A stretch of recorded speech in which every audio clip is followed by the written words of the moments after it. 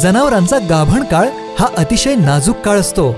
या काळात त्यांना चांगला आहार मिळाला तर 2 जीवांचं चांगलं पोषण होतं. सादर आहे बाहुबली फीड्स यांचे ट्रान्झिशन स्पेशल पशु आहार. जनावरांच्या गाभण काळातील शेवटच्या महिन्यासाठी लागणाऱ्या गोष्टींचा विचार करून बनवलेला पशु आहार.